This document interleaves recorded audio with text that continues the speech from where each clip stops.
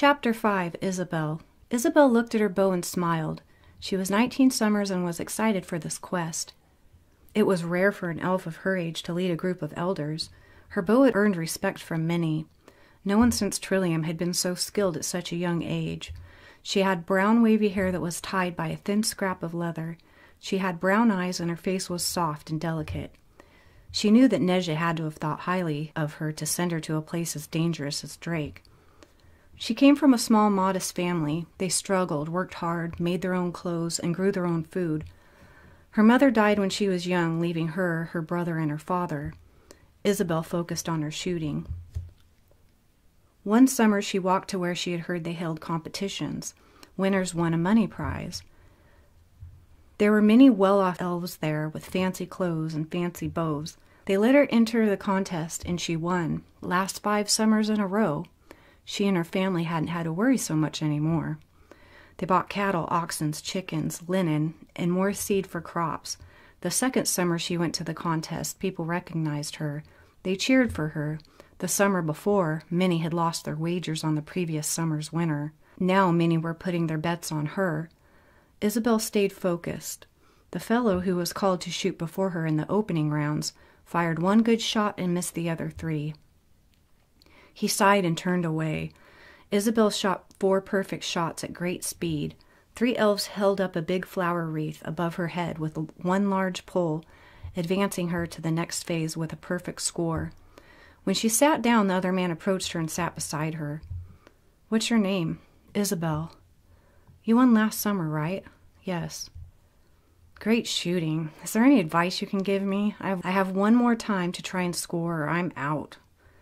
"Well, nice bow." "Thanks, but obviously it's not the bow that matters." Isabelle smiled. "Try holding your fingers on your arrow a little differently. Split them like this." "But everybody knows that's against form. That's one of the mistakes they say not to do."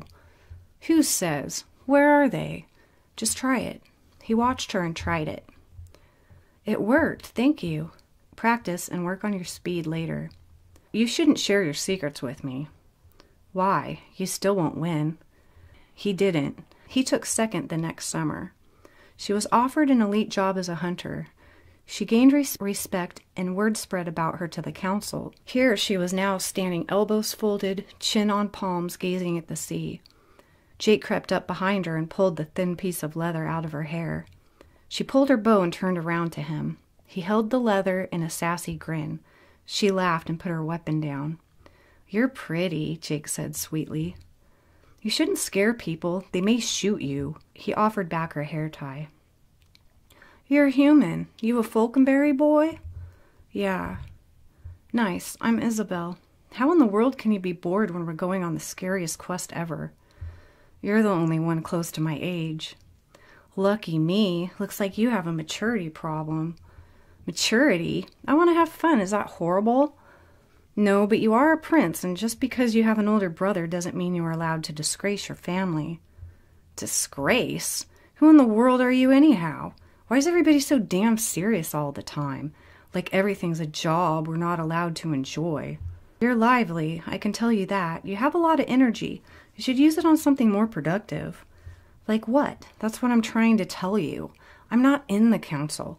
They won't even let Evan in, and he's perfect. I've been taught no secrets, no spells, nothing." "They're scared to teach you. They don't trust you. You have no control." "Then what about Evan? Tell me that."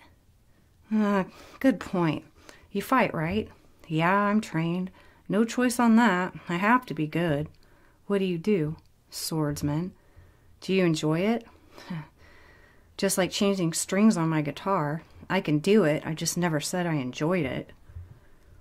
"How are you with the bow?" "Terrible." "You're half elf and you can't shoot?" "Hey, now. You want to learn?" "Well, you are pretty, and I am bored." Zede surfaced and signaled to Jasha. "Is all well below?" she thought to him. "We keep hearing a message that says he knows."